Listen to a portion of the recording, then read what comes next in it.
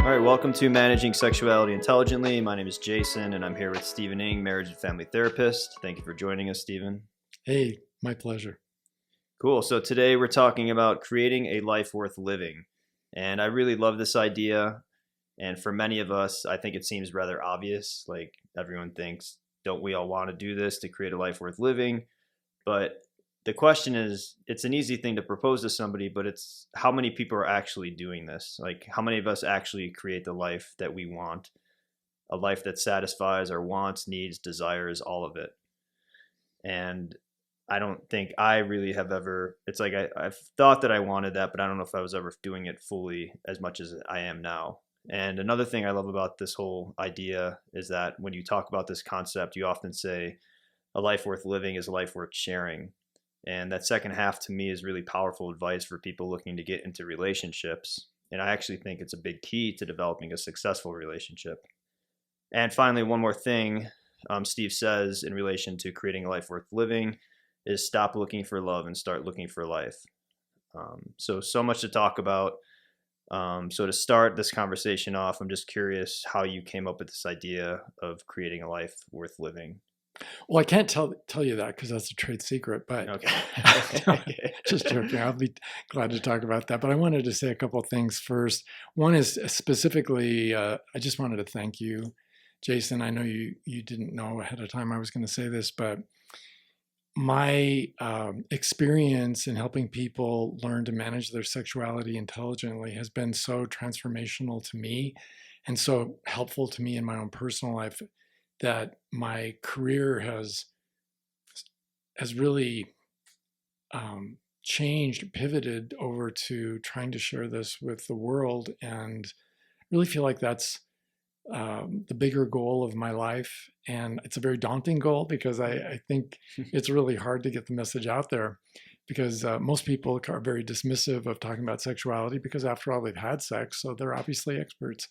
But I think I just so value the opportunity to have these conversations and try to reach that larger audience.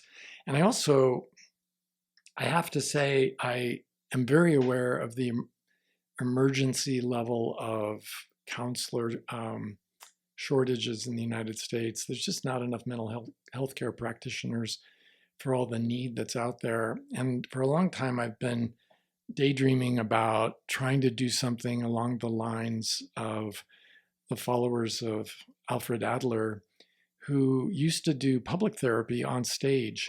And they bring a family on stage and demonstrate how to help a family and how to be thinking more intelligently about family management with an audience of hundreds of people watching. And, I just kept getting stuck on that idea, but this is the modern version of that because I can have the conversation. I'd be saying the same thing to people listening for free, hopefully, as they would be getting if they were coming to my office and paying. And I know that a lot of people can't afford therapy or they can't find a therapist who's really working for them. So I just really appreciate this whole opportunity. Thank you so much. Yeah, thank you. Yeah, and it's helped me. I mean, like I say, I'm not just saying this for the listeners out there, but I mean, just working with you and understanding these concepts and really being repetitive on them and having them kind of get ingrained into my head by reading things over and over and over again and understanding them at deeper levels each time I go into it. So it's like you read something at first sometimes and you're like, oh, I get that. But then you read it again and then it sticks again and again and again. And it just goes deeper and deeper and deeper. And that's, I mean, this concept specifically, the creating a life worth living, to me, it's like it's like a secret to the universe. It's like the secret, like that movie that was out about how to like live the life you want, like manifesting things, and what you create comes into you kind of attract what you put out there. And if you create a life of success and happiness and joy and you're living this life that you want to live, things kind of just start coming to you and life kind of opens up in a whole different way. Well, and this brings up how I did discover or stumble upon this idea. I've had so many male clients over the years who bemoaned not having a girlfriend, and they've wanted to, quote, get a girlfriend. unquote. And so how, and as I listened to them, most of the time I realized, and I've said out loud many times, are you kidding me? No woman in her right mind would ever want to be with you. And a lot of times guys look at me shocked that I would say something like that, but they appreciate men. In my experience, men really appreciate the truth.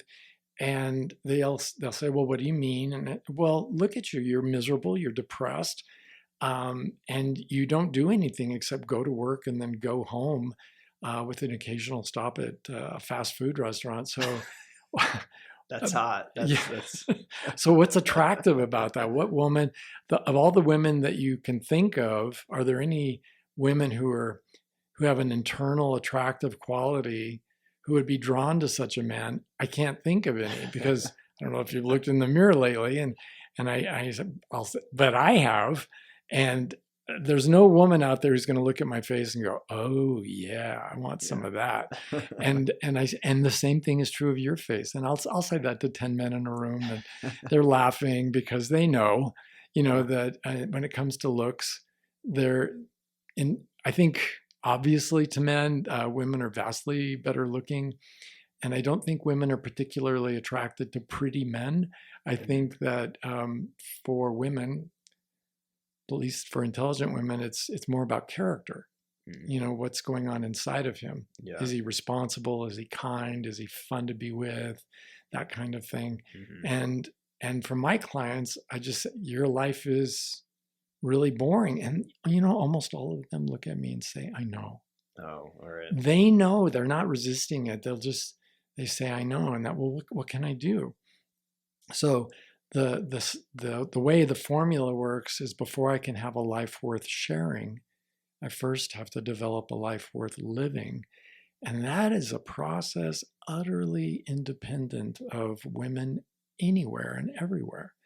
That is really about a man turning his gaze inward. And instead of looking, going to the closest nightclub or bar or other watering hole where he might meet somebody, to just really look inside of himself and figure out, what am I all about? What do I want to do with my life in terms of recreation, hobbies, pastimes, learning, growing? What am I all about? Yeah. And the win-win, as I point out to the guys, is if you do that, that's an amazing win. And even if you end up never, ever finding the woman of your dreams, highly unlikely. But even if that's true, you end up with a life worth living. Yeah. So and if you do end up with an amazing woman who matches that wonderful life you have, well, then you have the win-win. In fact, it's kind of a win-win-win, because she wins too. But if you somehow, boring as you are, trick some woman into thinking you're actually a guy worth getting to know, well, you both lose. Yeah. And so that's how it happened. It's just working with so many men who have so many of the same problems. And I can't really, I wish I was really, really smart, but I think most of us men are really simple. And so we tend to have the same kinds of problems, and those problems get repeated over and over again. And then finally, in my little therapist brain, the other, the penny drops, and I realize, oh, well, of course no woman is wanting to date you. You're just incredibly dull and without a life. So then the question is, well, how do I do that? I remind them that this is a very, very big, beautiful world we live in. And whether we're rich or poor is not the issue. It's beginning the exploration. If you have some things you really love, whether it's astronomy or riding a unicycle, just to engage in those things you love to do. And if there are things you suspect you might like to explore more fully, like, say, for the non-scuba diver, you've always wanted to see if you like scuba diving, by all means, take a class and, acquire the skill that allows you to explore that a little bit.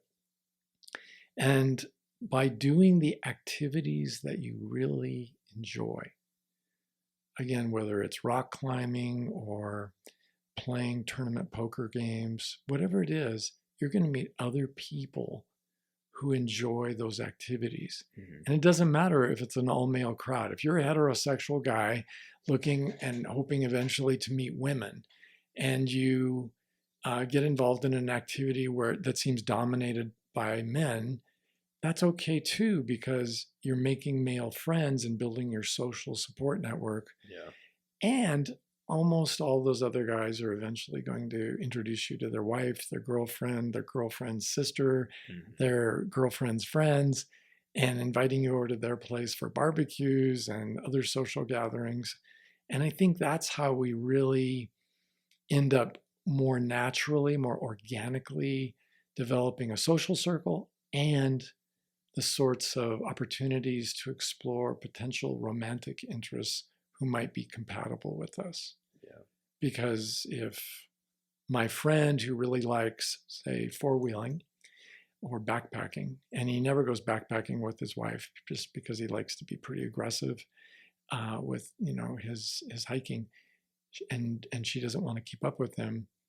For the two men or the four men who are doing that to really have a great time, and then when they go home, they get to share those activities with the women in their lives, and you're invited along, but they're inviting other people, and the odds are greater than even that those people who like the men you're doing those things with, that you have enough in common with those men that you're probably going to fit into that group pretty well.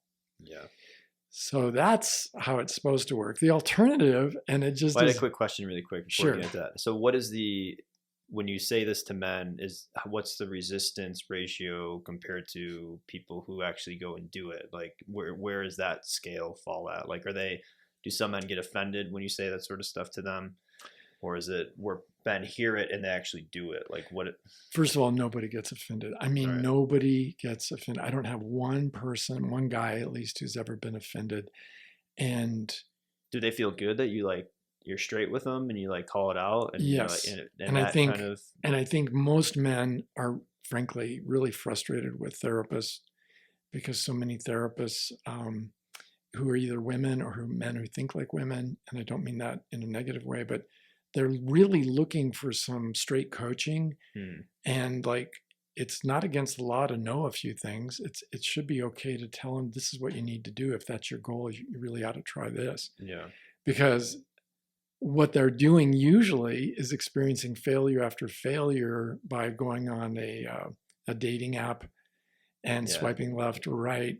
And you don't like those. I loathe dating apps because they are okay. And there's a reason for this. This is your rant. You're Yeah, dating at rant. yeah. There's actual reason for this, and this is why I don't get resistance, because when I explain things to guys, Hmm. the truth of what I'm saying is rather self-evident. And in a dating app, what you see is a picture, hopefully their most attractive picture they could come up with Hmm. for the dating app, and then there's a thumbnail sketch of what they like or what they're about, and based on that, they go on dates when actually it would be far more efficient to simply go to a social gathering with, as I Yeah. already described, and let's say there are 20 people at the barbecue, to just be able to meet a few people, and in 5 minutes of small talk, I can answer the following questions about that man or woman I'm talking to. Are they friendly or not? Mhm. Are they willing to engage in conversation or not? Do they have a sense of humor or not? Do they like my sense of humor or not? Do they even appreciate my coming over and talking to them or not? There are all these like basic questions that get answered in small talk. And for my younger clients, who do a lot of eye rolling um, when it comes to the topic of small talk, because they think it's superficial and therefore meaningless and therefore ridiculous to engage in.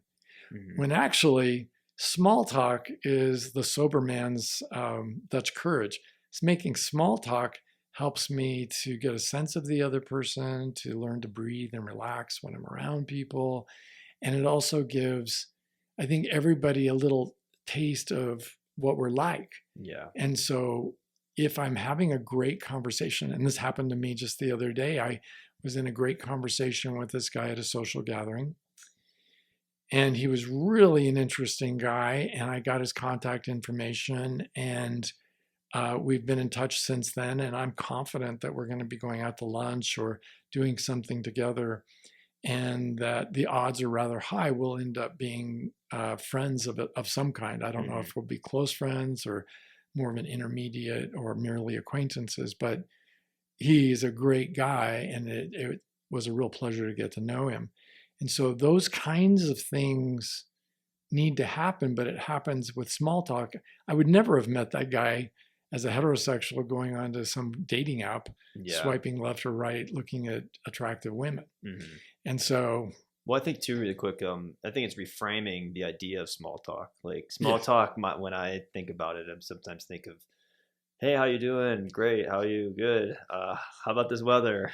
You know, it's like you're like small talk with like in-depth small talk or small talk with emotion or connection, or it's like an additional. It's beyond small talk. It's like because you're connecting and you're actually asking intriguing questions about who the Oh, person is. if I could differ with you just a Mhm. little bit, I think Yeah. you're making it too hard.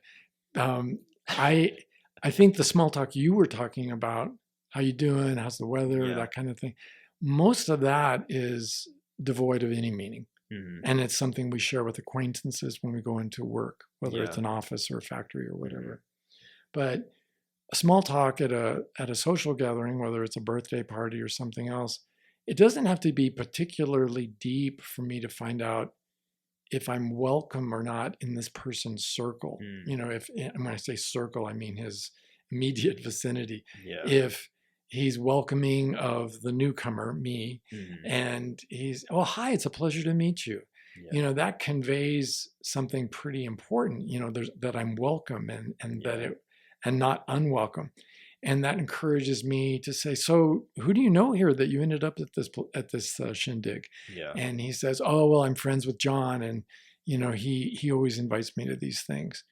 Oh, I haven't met John yet, and oh, let me introduce you. And so the small talk kind of, I think in that case, rather than taking the place of a perfunctory hello, goodbye, or Hmm. hi, how you doing, or boy, this weather, to it really conveys a certain social approval and openness to get us to the next level where I mean, making a joke about small talk. So I just, for the last year, I've been a vegetarian, and the idea of my going to a barbecue is sort of rather, I don't know, exercise in absurdity. I don't know what I expect at a barbecue.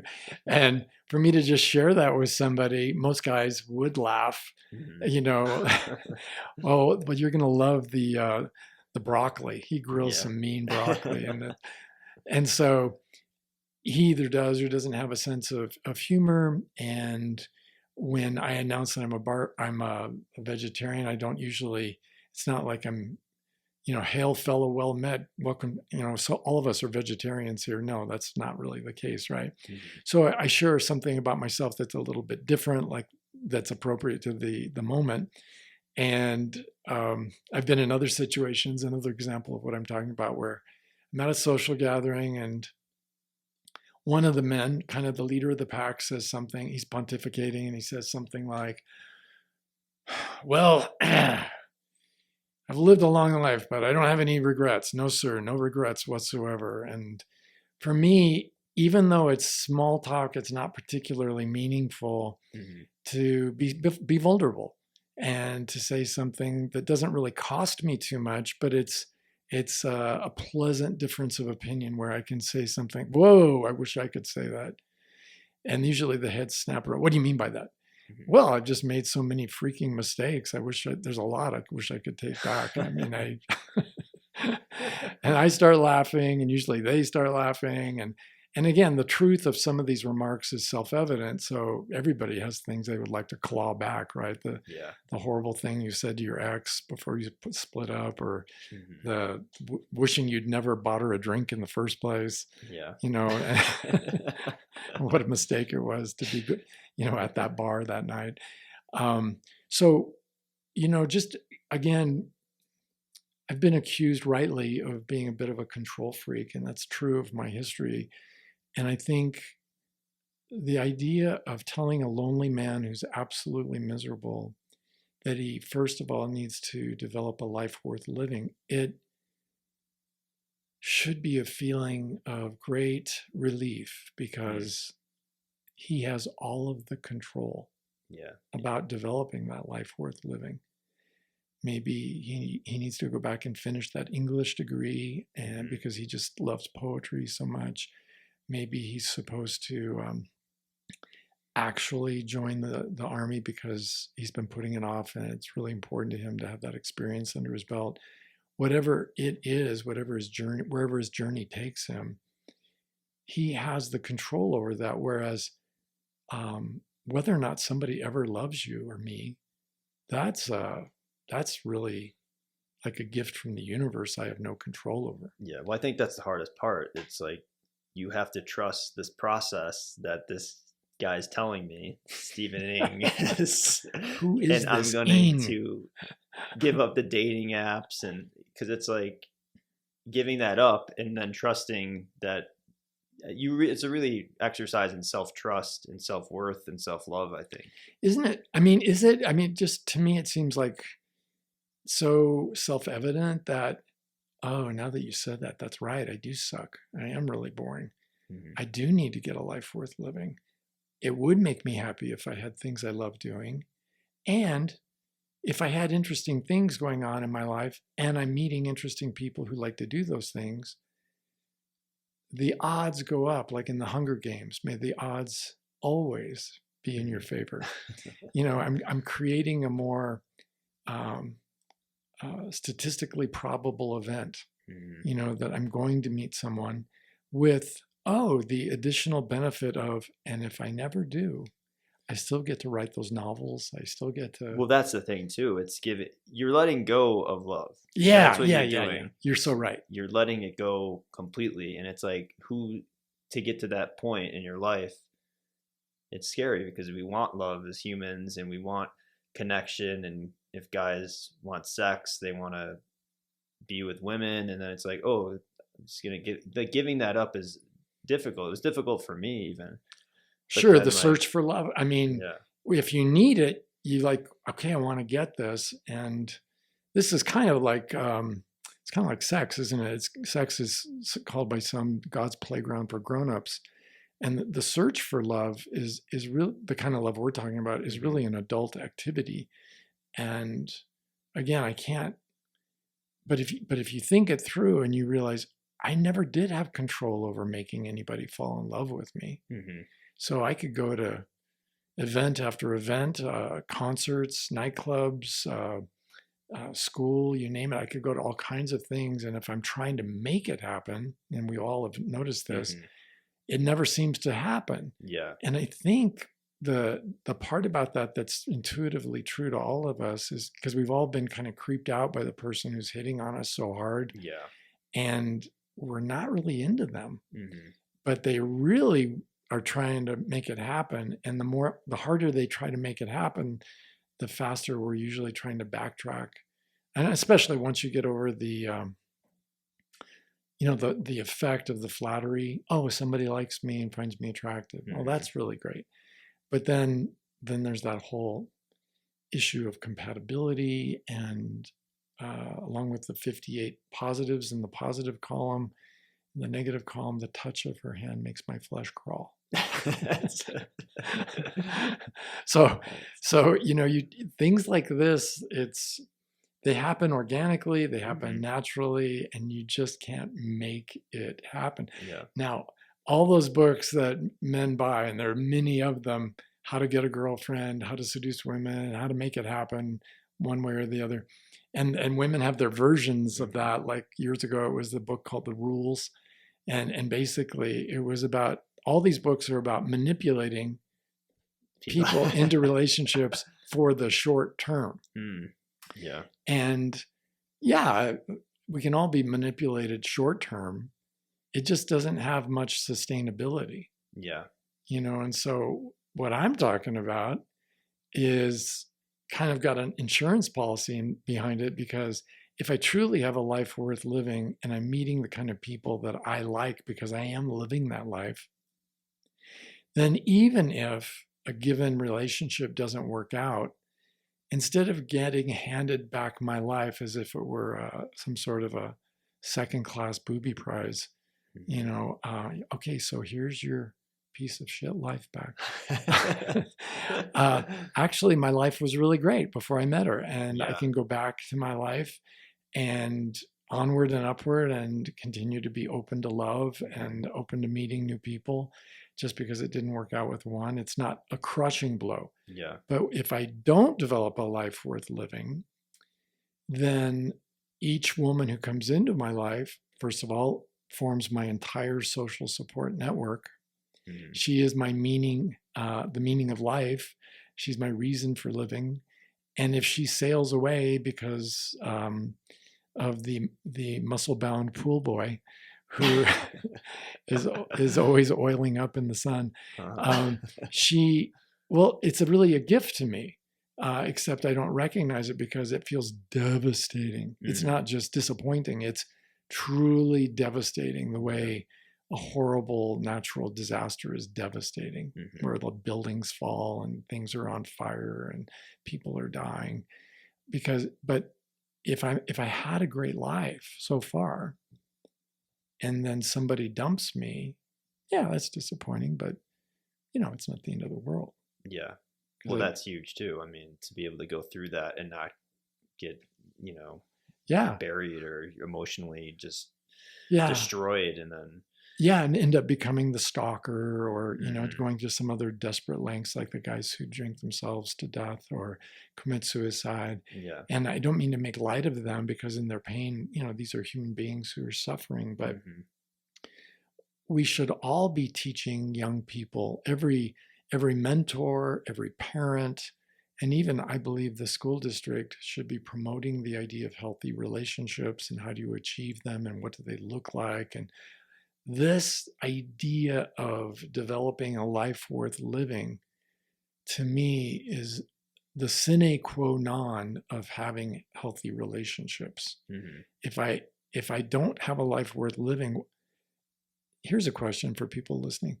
If I don't have a life worth living, what can I conclude about the women who want to be with me? Oh my God, that's going to look awful, because it's going to be somebody who wants to fix me, help me grow up and grow out of my childishness, somebody who wants to make me a better life, someone who really believes she can make an unhappy man happy, which is a fool's errand, right? We can't control somebody else's feelings. And the fact that I have no friends, I have no reason for living, I have no career worth having, it's, oh my God, I mean, no healthy woman would be attracted to that guy. Yeah. Even if she was initially kind of intrigued by his ruggedly good looks, or but this happens all the time. It's like, it's always going to be, people are always going to be getting in these relationships of, not having a life worth living or wanting to fix people. It's like going to go on probably forever, but it's like, well, I think you have to ask yourself, well, what kind of love are you looking for? I think too, like, it's a very personal part of our own spiritual journey, and thank God for those people who don't get it, because otherwise, how am I going to make a living? Yeah. but for the people who would like to avoid paying me my horrendous fees, I think developing a life worth living is not particularly technologically advanced, right? I mean, it's a fairly straightforward concept.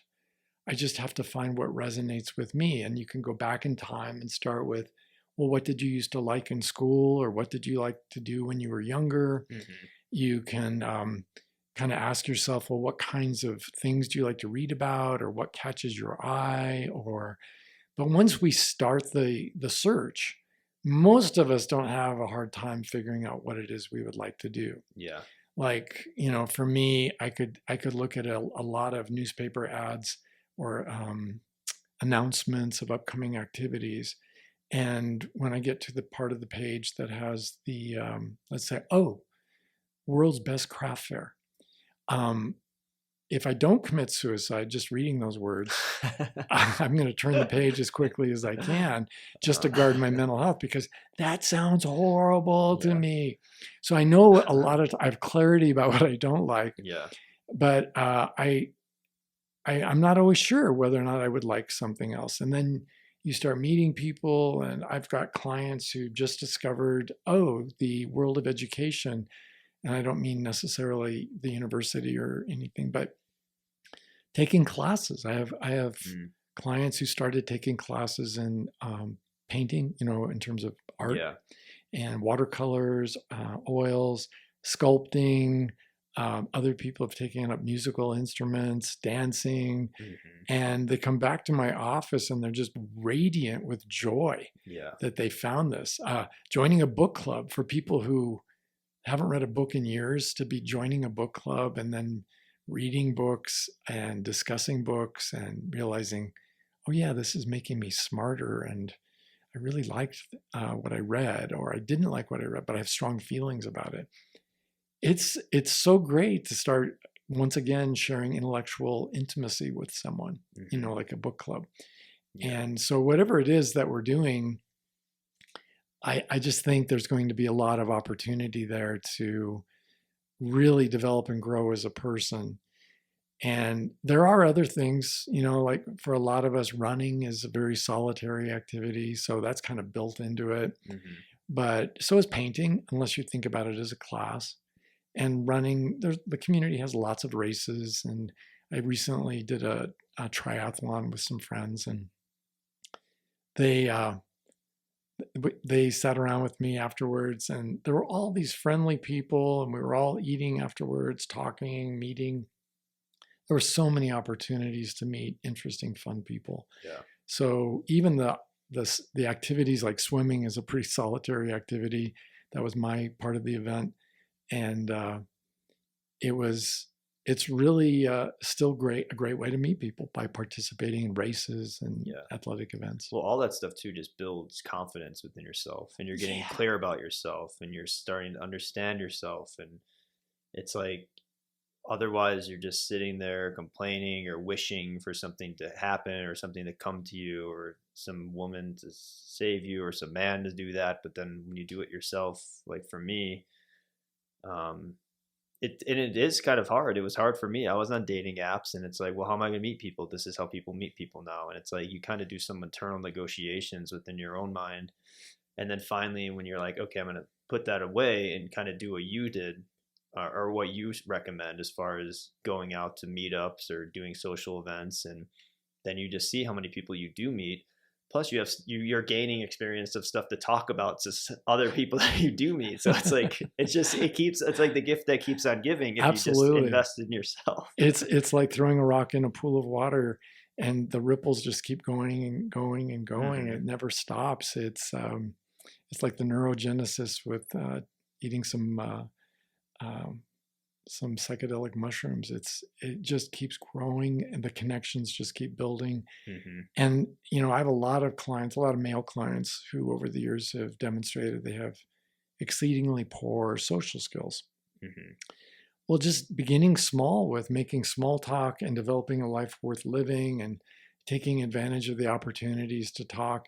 Sure, there's going to be awkward moments and failures and times that make you blush and embarrassment. And but get over yourself if you're listening to this. Yeah, just get over yourself and get out there, because we've all experienced that. Anybody who's learned to make small talk, anybody who's learned to be socially fluid and get out there and meet people, they've all gone through this. Hmm. Because at the end of the day, you got to recognize, just like driving a car or doing brain surgery, this Yeah. is making small talk is just a skill. Hmm. That's all it is. And it's Yeah. one of many, many social skills that we all need to learn. None of us are born with these skills. And even for those who are really good at it, oh yeah, there's a lot of room for improvement. Hmm. Yeah.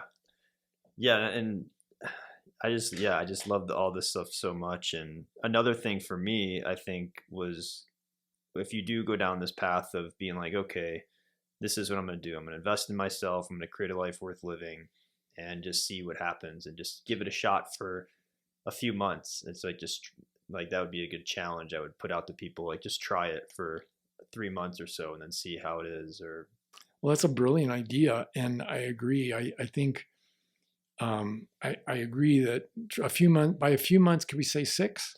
yes, As many as I would say 6? as many as they are capable. I was keeping it low just in case someone's overwhelmed. But yes, I agree. 6 is good.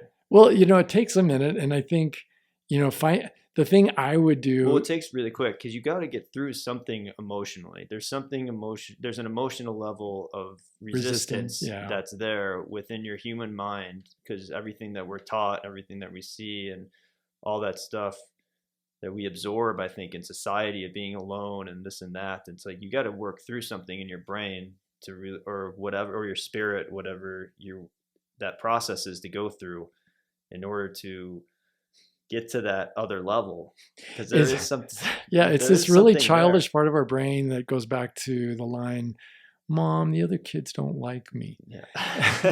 and and just to realize, no, it's not even about that. I don't have to get anybody to like me. I'm just going to go take this class because I've always wanted to learn how to make Swedish pancakes. And so I take the class, and the teacher is happy I'm there because they like teaching the subject and they're enthusiastically sharing knowledge that means something to them. The other students are happy and enjoying it, and we all have something in common. You would have to work really hard to screw that up. Yeah. It's such a gimme Mhm. for anybody who's looking to develop a social life worth having. And that's an essential part of having a life worth living. So, what I would do, I was about to say earlier that I would use the internet for social activities that do not include dating, like um, the app. Well, I should get a commercial fee for this, but any app. I won't use the name. Well, sure, I'll use Meetup. I Mhm. think the Meetup organization does a really good job with their business in promoting people getting together with the others who have common interests. But I also think the community calendar in any community, whether it's online or it's in a newspaper or in a newspaper online, um, then you find out, okay, where does the karate club meet every Monday, Yeah. or you find out how to join in on some volunteer activity, Mhm. and there's just so many interests out there, whether it's nature or athletics, something intellectual, something aesthetic. There's just so many things to do in this world. And our Surgeon General has reminded us all that we're in a country with an epidemic of loneliness. And to be proactive and actually get up off the couch, you fat fuck, and go do something about it. Just get up and go do something. It's gonna be good for you, Mhm. and you'll feel better when you come back home. Yeah. Like, you get to check that box in your head. I engaged in some positive self-care today. Mhm. Good for me. I think I'll do it. I'll do that next week too.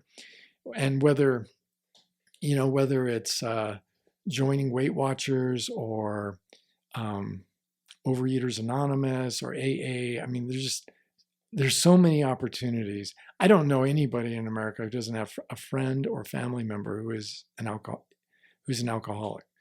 And Al-Anon is a great place to start for anybody looking to learn some skills, figure out what's going on in their head, how to interact more effectively with the people in their lives. Uh, I would highly recommend that, or one I attended for years, Adult Children of Alcoholics.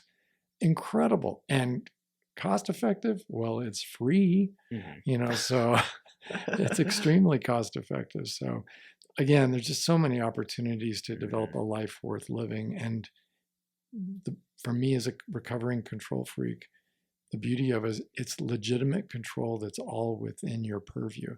Mhm. It's You get to do whatever you want.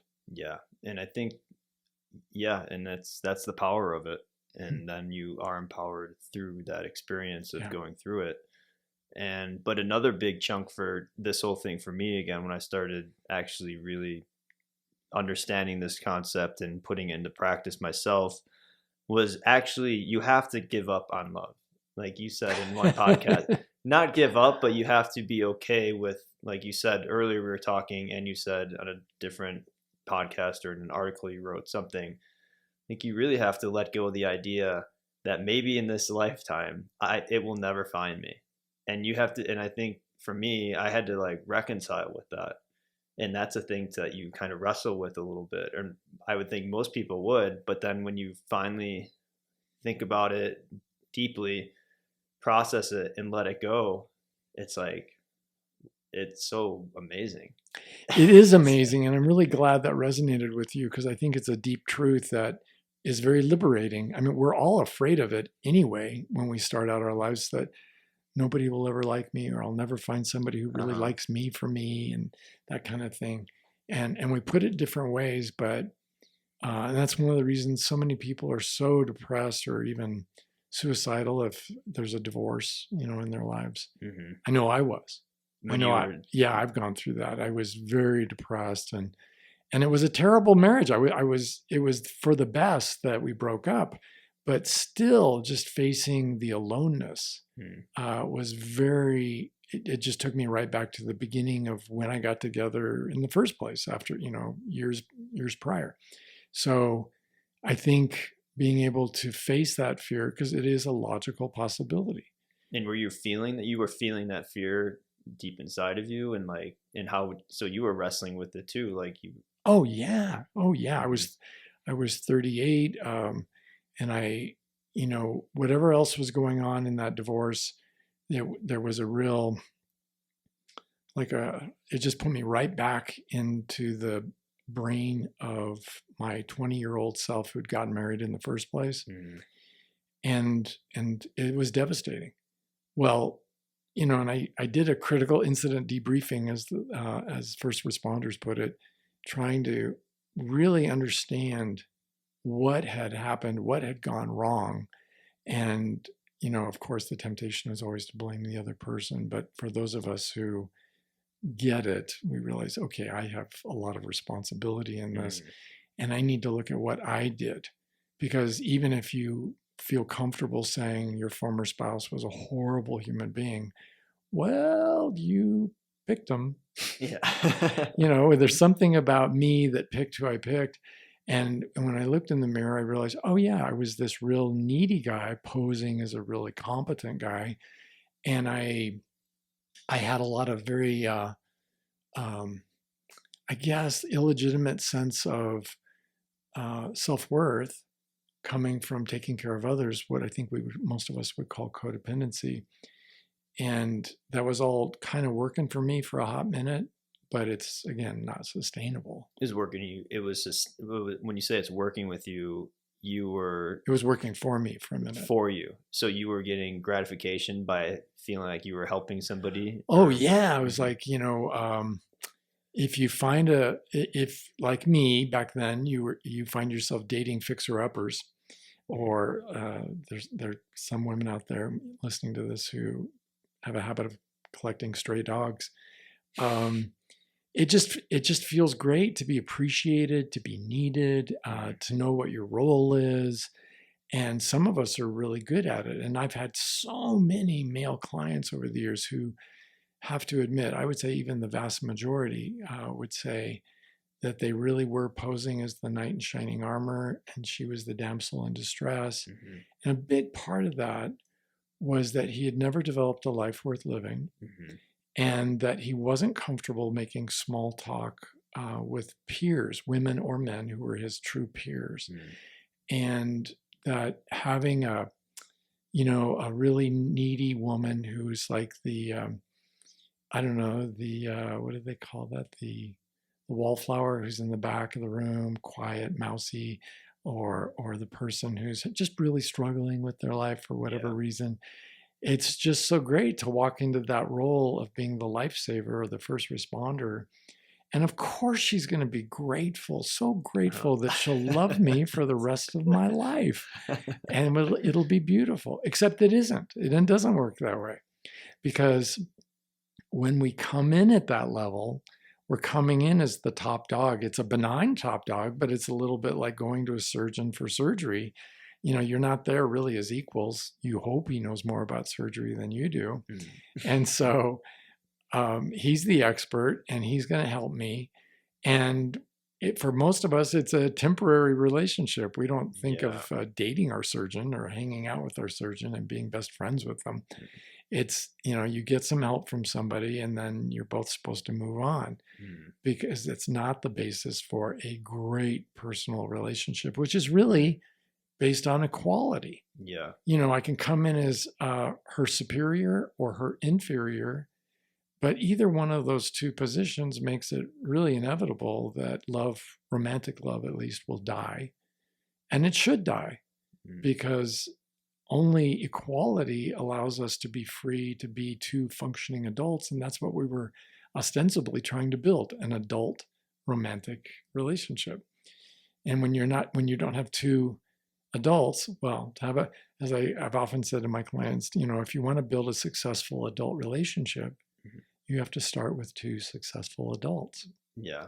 And my clients usually drop their face to the ground and I said, did you start with two successful adults? And they candidly admit no. And then sometimes they say something about themselves, like I was just totally screwed up back then. Or they'll say something about their partner. I just knew she had a drinking problem, but that I could help her. And it would all be better after that. Yeah. And it isn't. And sometimes I think the older fashioned way of doing this is finding a woman who's struggling financially, someone who's truly poor. And so many men love to date below them in terms of socioeconomic status. Yeah. The CEO who dates the secretary or somebody from the stenographer pool back in the 40s or 50s. And I think, but you don't see women doing that so much. Not too many women CEOs go out of their way to date the mail boy.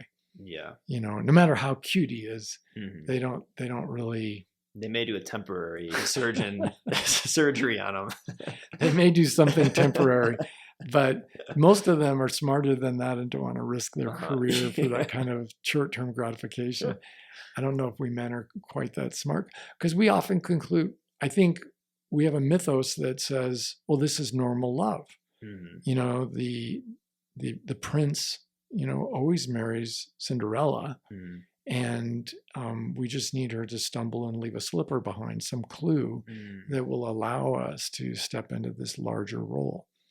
And I think even a lot of women are comfortable with that mythos. The problem is it just doesn't work. And that seems to be, is that just like has it ever worked? Or that's a really good question, I think, because historically people would get married under those conditions, but the expectation of marriage was quite different, wasn't it? Because it was an economic partnership, and if I had a lot of money, I needed a woman to bear my children, and if she had a womb that was functional, and you would talk about women were evaluated in terms of whether or not they had a barren womb and were cursed of God or not. Yeah. And now, more and more and more, we are looking for true partnership and the end of loneliness. Well, I think that's the thing, like really quick too. It's like maybe they do stay in those relationships, but then they're never going to be as satisfying as that true partnership. So, I mean, I know that How could they be? Yeah. Yeah. And I've observed them in my own life of seeing people's parents in marriage, or just observing people being married, and that they didn't come to it with that heightened level of sense of self, and they didn't really fully create the life that they're living. So they're never going to have the relationship's never going to reach its full potential. Yeah, seems to be the case. Yeah, it's true what you just said. It's not going to, not because these people are inherently flawed as human beings, but that they haven't finished growing up. So for the man who does develop a life worth living, and he's gone through that process that was pleasant in some ways and challenging on other ways, he's going to notice when he meets an attractive woman who hasn't done that work. Yeah. And because she has no real friends, she might have some drinking friends or something, or she might have some superficial friendships, but typically people who haven't done the work to develop a life worth living don't have real friends, and they don't have real interests outside of what they're immediately doing to earn their living or their next romance. Yeah. And then when we get together, we can share our lives. But as I say to my clients, if you haven't developed a life worth living, what woman in her right mind would ever want to share your piece of shit life? Yeah. I mean, that makes no sense at all. It's Mhm. just not going to happen. And I mean, unless she's drunk and you marry her in Vegas Yeah. on a day where she's just not thinking clearly. But if you're sober and of a sound mind and you developed a life worth living, you are going to notice whether or not the people you're dating have a life worth living. And you'll notice how needy they are. Yeah. It'll just be communicated really very It straightforwardly. becomes really clear, I think, when you start doing the work and then you start running into people, like you could kind of tell where they're at fairly easily after you have a little bit of small talk. Yeah. Not about weather, about the Yeah, not about the weather, but you're right. Just a little bit of small talk, like, so what do you do for fun? Mhm. And she says, well, I like to read. What do you read? Mhm. And she said, well, usually, and fill in the blank with whatever she says. And that just tell in small talk, that those little moments of disclosure tell us so much about the other human being. Yeah. Yeah, what did you like about that book? Oh my God, you haven't read it? Okay, let me tell you. And then they start talking about some book that they Mhm. read, or some experience they had traveling, or some why it is that they love their hobby so much. And it's joyful to hear another human being reveal their hidden depths. Oh yeah. Mhm. It's so interesting. Yeah. And perhaps, I mean, there's a joy in discovering he or she is interested in some of the same things I am, perhaps, but to hear that she enjoys something completely out of my Mhm. universe. Well, I think that's what it does too. It falls that sort of thinking of I need a relationship where this person does everything that I do. Kind Oh, of that idea kind of flakes away too because it's like I'm my person and I do my things, and and it feels nice to have differences. At least anytime like someone shares music with me, I'm like, yeah, tell me what you're listening to because I'm sick of everything that I am, and it's nice to get other things from other people to bring inside your own life. right. And just, I mean, whether the relationship goes forward and develops romantically, how interesting it is to get to know another human being and why they like, or what it is they like about the music that they like. Hmm. I think that that's fascinating, Yeah. and people are usually very happy to share that. Hmm. And even though I'm never planning on listening to more death metal, I um, have some recommendations for you. okay, okay, but if I, if I met someone, male or female, who could tell me what they love about it, and I Hmm. have met those people, and it is really interesting. Yeah. It's really interesting on all levels, no matter what kind of expression of the arts it is. Yeah. It's just fascinating. And I think you said something a few minutes ago about not how liberating it was. Oh my goodness, now I can't remember. I wanted to talk about that too, because it was something about, oh, just that it's impossible to share a life with someone if you don't have something to share. Hmm. But when you're relaxed enough to really listen to somebody, it's a lot easier to be present and really listen Yeah. when they have something worth listening to. Mm. Yeah, that's true. It's really Yeah. hard, when somebody is, I mean, how hard is it? It's not very safe to look at somebody and say, well, you're just painfully boring and I'm going to go somewhere else. I know. Like for me, like I could go on and have a whole story myself of this. But it's like, yeah, what do you do for like work or something? Oh, it's like, oh, I work with a sex relationship therapist. I just started working for a dominatrix. I teach improv comedy. Yeah. I'm writing a sketch comedy writing book based off the Second City in Chicago, and also a book about plant medicine. And I write for the local paper. And I like meditate, reading these books. It's like I have so much to talk about, Right. and it's like it's sometimes when I say it, I'm like, it sounds kind of so ridiculous of a life that I've pieced together, but it's kind of fun. It makes me happy that I've managed to do it, and it's just people are interested, and then they ask questions, and then it's so easy to make conversations. Right. And I agree. I agree. It's a win-win for everybody. Yeah. And then so we're almost coming to the end here, but I wanted to talk kind of like so you give this advice to some of the guys that you've been working with, and have you seen some big transformations with some of these guys? Oh yeah. And what did some of that look like? You don't have to give like all super examples, but maybe just one that sticks out, or just maybe an overview of like how they start applying this and what you see then. Well, I remember one gentleman, and he was older. He was a retiree, and for him it was just aching. There was a years of aching loneliness, and he was fixated on finding the right woman. And he spent a lot of time masturbating to porn, and he wasn't shy, and he wasn't like he didn't have a history or a life, but he wasn't living a life worth living. Hmm. And he was sort of sitting on his laurels and feeling, well, that was then, and I'm retired now. All right. So when I confronted him, he really lit up, and he took it seriously. And he immediately started scheduling himself into certain publicly advertised activities. Hmm. And he would be going on hikes, and he would be meeting other people. He went on some other publicly available events, and met lots of people. And one of the things he learned is that he could enjoy a lot of women, even if they were not prospects he was considering for a romantic Yes. relationship. Hmm. That he could enjoy the pleasure of their company because Yeah. they were intelligent and they were fun. They may not have been for him, Hmm. but that didn't mean that they weren't wonderful human beings worth getting to know. And it was the same for him with men.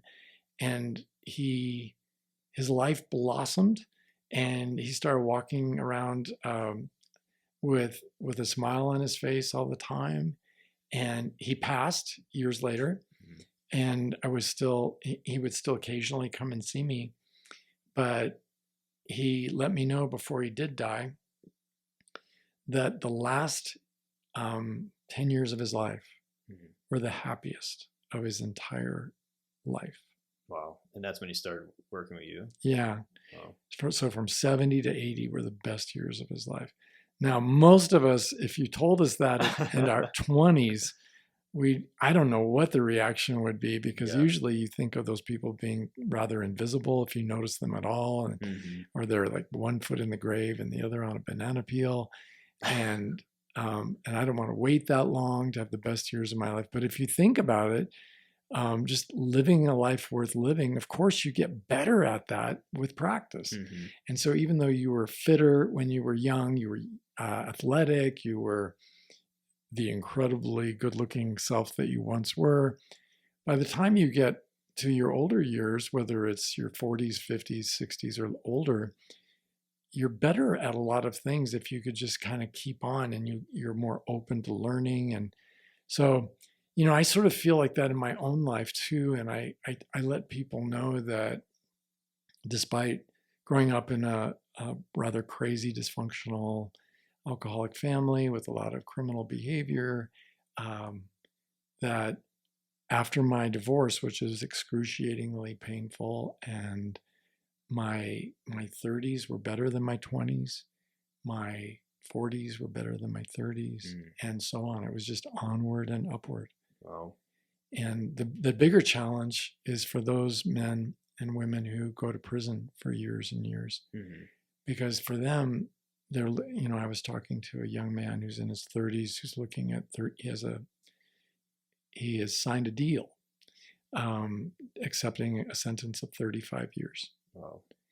And I said, "You'll be my age when you get out." And I was sounding so happy, and he didn't look as happy as I sounded. And I said, "Look, it's not like your life stops when you go to prison. I mean, barring an assault on your life, um, you're going to grow. You're going to be free to read, to write, to meditate.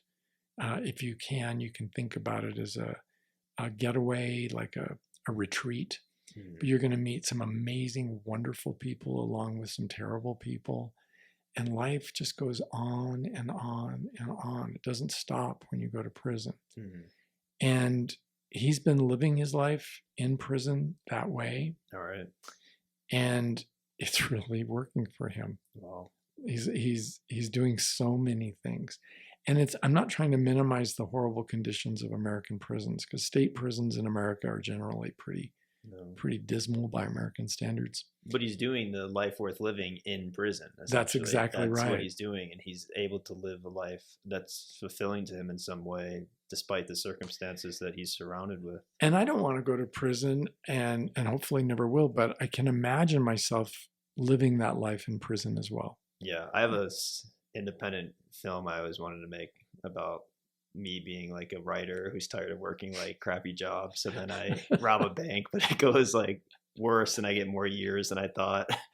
But I'm in prison than like writing. Right. But it's more complicated than that. I have another client who he finished his first book while he was in prison. He was in there for, I want to say, 4 years. Yeah. And every week he would read a chapter to the guys in his tier. Nice. And he developed a real like rhythm and joy to the writing, because he could see how people were responding to it in real time. It was pretty cool. Yeah, and so then when they get out too, then they're ready to go. They did the work in prison, then they get out, and then they get whatever years they have left to really kind of be an interesting, not boring person who's out there doing it and living life. Because he was doing that on the inside, doing it on the outside is really easy. Yeah. The problem, if anything, is there's an embarrassment of riches. So much to choose from. Yeah. So, some prisons allow us to go to school, to maybe get an associate's degree or a bachelor's degree in a given field. And there's just so much potential for learning while in prison, the important life lessons that we all need to learn. Why not learn it in prison? Yeah. Some of history's best people have spent a long time in prison. Nelson Mandela comes to my mind immediately. And there are lots of others. St. Paul spent time. So I don't think there's anywhere where I'm not free in my own mind. The poet who said iron bars do not a prison make, I think was referring to these limitations we put on our own minds. Yeah. And that we are free to develop and grow and have a life worth living wherever we are, wherever life sends us. And even if we get the death sentence of you have 6 months to live because you're cancer, or the terrorist who has a gun to your head says, I'm going to kill you. We all have choices about how we choose to live our life and how we choose to go out. Yeah, and I think that's a good place to go out. So, but no, I really just want to reiterate just how much that I think that it's such an important key concept, and it could really, it's one of the things that's like, forget the books, just start doing this and do it for 6 months. Like you're saying, just give it a shot. And I mean, for me, it's been drastically has shifted how I view relationships and dating and my own self and my own self-worth. It's like really allowed me to become just more evolved, more loving, everything like positive about being a human. I'm really glad you said that about being more loving, because I think when we're not desperate, we're free to truly be more loving. And even a woman who's not, say, the right woman for me because I'm not the right man for her, I can still be free to love her. In fact, I think more free than ever. Yeah. To just be a more loving human being as I go through my life. Yeah. And who doesn't want that? Right. So you guys got some work to do out there. So, well, thanks, Steve. Appreciate it. And thank you all for listening. And that's been the episode. And we'll see you all next time. Goodbye.